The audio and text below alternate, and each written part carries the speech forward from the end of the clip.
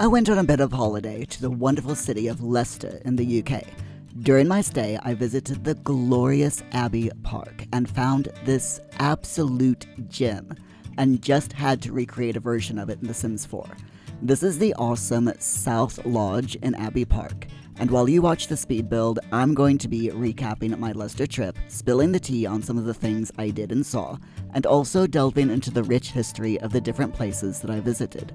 So without any further ado, let's get into it, shall we? Now, I am a huge fan of staycationing, which is when you stay in your home country for holidays instead of going abroad. I do this for two reasons. It's more environmentally friendly, and there is literally so much to do and see in the UK that I will probably never get through it all during my lifetime. No shade if you like to go abroad on your time off, it just doesn't personally appeal to me. Speaking of what you like to do, have you ever been on a staycation? Where did you go? What did you do? Feel free to share your travel stories in the comments. I would love to read them. For long holidays like this, I usually get a self-catering cabin with all the modern conveniences. But this time, I decided to rent a glamping pod in the middle of the woods, and let me tell you, it was gorgeous. There was a pond that bats flitted over in the evening, and the cabin had its own fire pit outside where I roasted way too many marshmallows each night. No regrets, though. What is your go-to campfire snack? Do you prefer marshmallows, s'mores, or something else entirely? Personally, I love roasting hot dogs and, as I mentioned, marshmallows over an open fire. When I was a kid, we always did this when we went camping, so it's a bit of a nice nostalgia trip, and let's be honest, they taste delicious. The first day of my holiday was spent traveling and settling in. On the second day, I went to Twycross Zoo, which is a cute not-for-profit organization, as most zoos are in the UK, that has quite a few animals and a lot of life-sized Lego figures, which I really liked. It was a really hot day when I went, which meant a lot of the animals were sheltering from the heat and sun, so unfortunately I didn't get to see them all, but I did get to feed the lorikeets, which was awesome.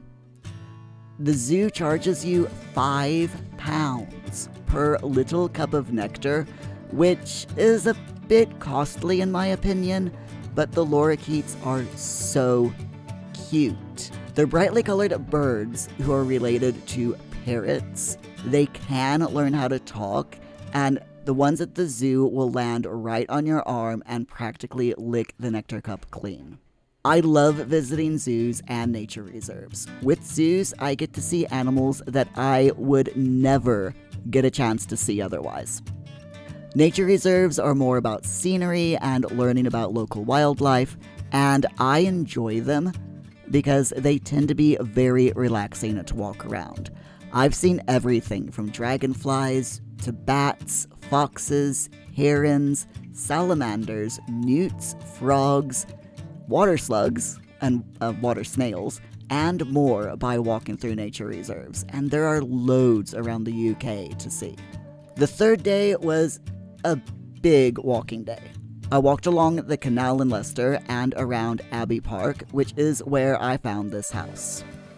This is the South Lodge at the Slater Street entrance to Abbey Park. The park itself was purchased from William Tollemache, who was the Earl of Dysart in 1876, and the park itself was designed by landscapers William Barron and Sons, who took care of the gardens, the bandstands, bridges, and summer houses, and by the architect James Tate, who did all of the plans for the pavilion and lodges. For those of you who love history, you may know that this means that this house is Victorian. However, it was built in the Tudor style of the 15th to 17th centuries. It got its name from the 12th century abbey, which originally owned the land until the 16th century when it was given to the Marquis of Northampton by the monarch everyone loves to hate, King Henry VIII, after he seized the land by accusing Cardinal Wolsey, who headed the abbey, of high treason against the crown and sentencing him to death. Yeah, King Henry did a lot of that. Long story short, the abbey was virtually razed to the ground and a mansion built on site using the stones of the abbey by the aforementioned Marquis. The cardinal died in 1530, and today you can find his statue in the park erected in his memory. In the early 17th century, the property was acquired by the first Earl of Devonshire, William Cavendish, and the mansion became known as Cavendish House. In 1645, the house was used by Charles I after the siege of Leicester, after which his soldiers set fire to it. As you do. Fast forward to the 19th century, when Leicester purchased what is now the park in order to improve the area, which was pretty much pure marshland and prone to flooding, which had a knock-on effect of contaminating the local water supply with raw sewage. Not a pleasant thing. I can only imagine the stench. Looking at the park now, you would never be able to tell that it used to be mostly shitty land. Pun totally intended. There are loads of plants, a boating lake, a miniature railway, several playgrounds, lots of walking paths, and much more. Seriously, I highly recommend that you go and visit if you ever get the chance. What is the most surprising piece of local history that you have ever stumbled upon? Does your town or city where you live have any hidden gems with a rich past? Wherever I go, I love learning about the history of the place, either before, during, or after I've visited. Learning about a location's history helps it come alive in my mind and makes the memory of visiting it stronger and last longer. It's also really neat to see how a place has changed over the years. For example, Abbey Park has gone from a place of religion to a manor home, to a marshland, to a park over the course of 900 years. I chose this lodge to build in The Sims 4 because I love the asymmetrical vibe of the different levels, the different types of windows that the building has, and because of the huge chimney. Seriously, this house is just so full of character. Unfortunately, I couldn't do the lack of symmetry justice in The Sims, at least not as much as I wanted to, as the game just will not let you do roofing and walls quite like the real house has. But you know what? That's okay. The IRL house is meant to be an inspiration for the build. The build is not meant to be a one-to-one recreation. When I go somewhere, I always look at different buildings and wonder, can I build this in The Sims? In fact, it's become a bit of a running joke between my family and myself. They often joke that the only reason I go on holiday is to get building ideas for The Sims. And they're not exactly wrong. My favorite type of architectural style is what I call personality-filled. Yes, I know this isn't an actual architectural style, but hear me out. I don't usually go for modern homes because they all look cookie-cutter same and boring without personality. When I build something in The Sims, I want that building to have its own force, its own distinct presence that sets it apart from other buildings around it. Texture, decorations, plants, and the use of multiple materials all help to add to this. Moving on back to the holiday itinerary topic, don't worry, I'll talk more about the build soon.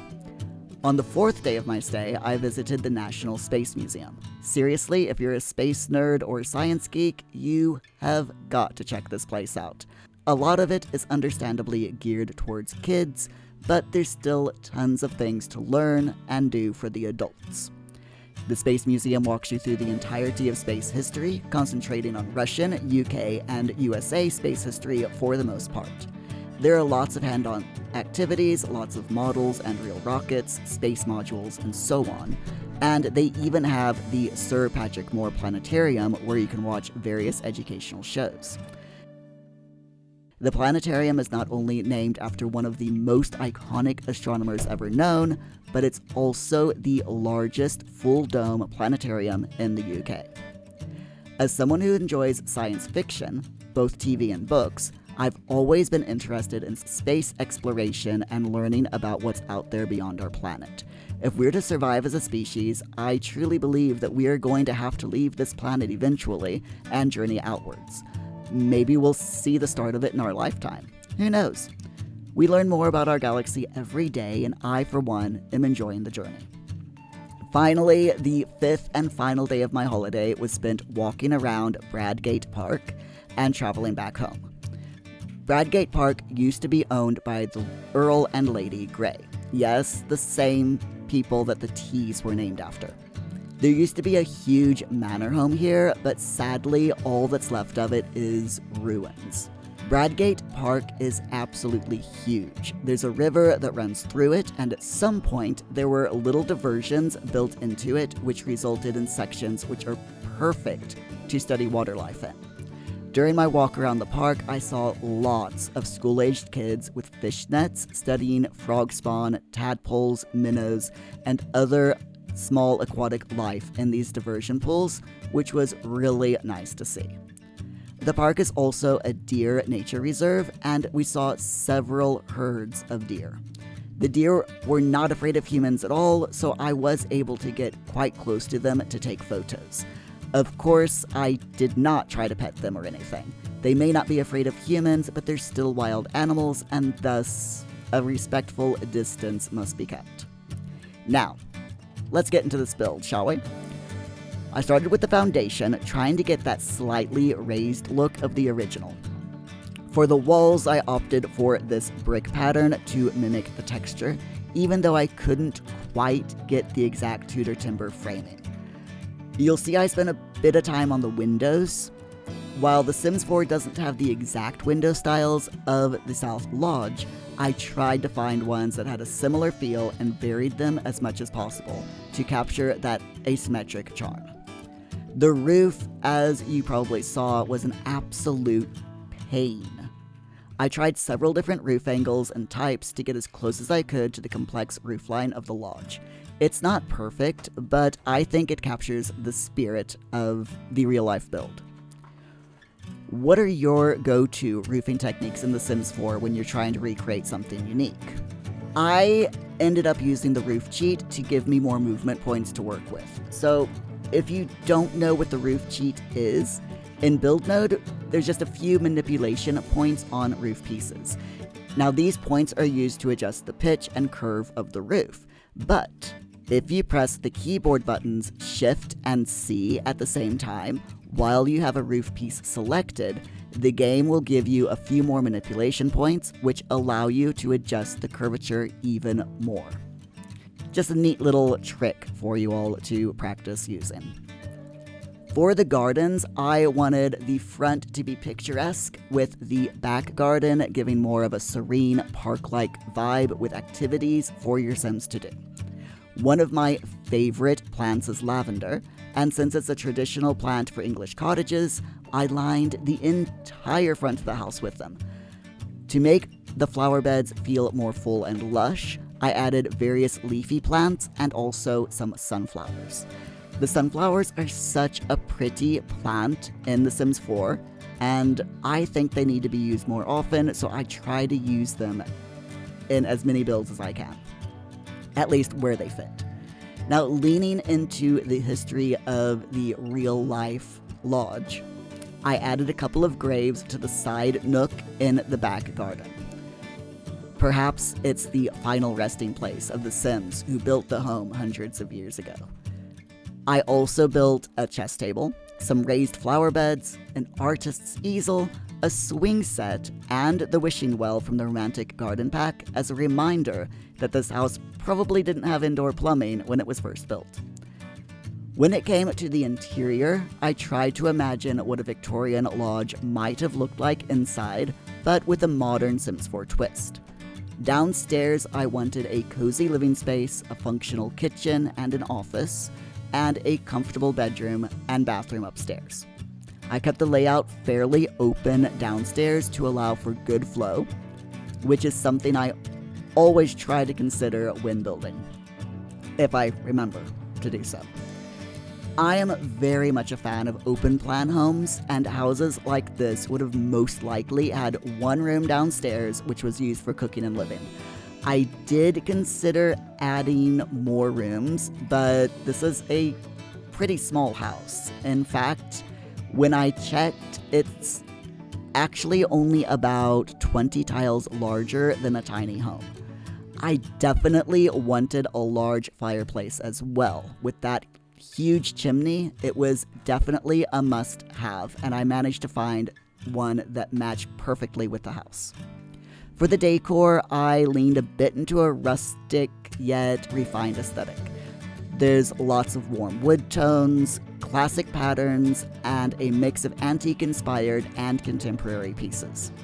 I tried to imagine a Sim living here who appreciates both history and comfort, but also lives in the modern world. I went for the same flooring and walls throughout the house.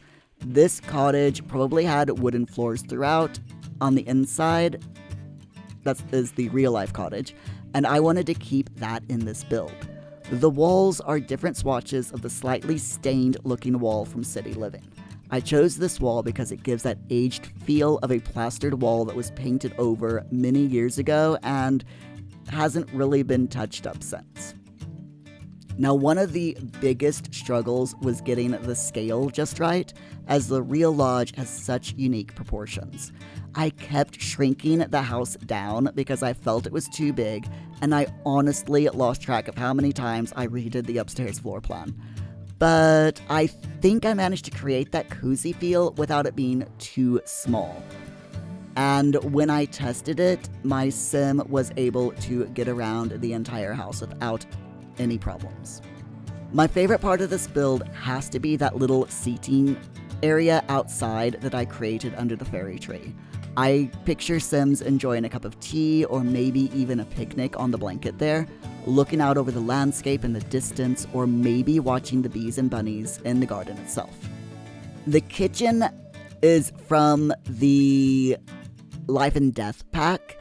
I wanted something that was a bit old looking but also modern, so like maybe the Sim living there wanted to keep to the general country aesthetics but wanted something a little bit more modern and upscale, really nice looking. And this house is very much, the kitchen is the heart of the home by design, so I put that there. The curtains, I put the same curtains throughout, as you can see, just using different swatches because I hate curtains in The Sims 4, and when I find a curtain that works for a build, I tend to use it everywhere. No apologies there. In my own personal builds for gameplay, I typically leave the curtains out, so it's fine.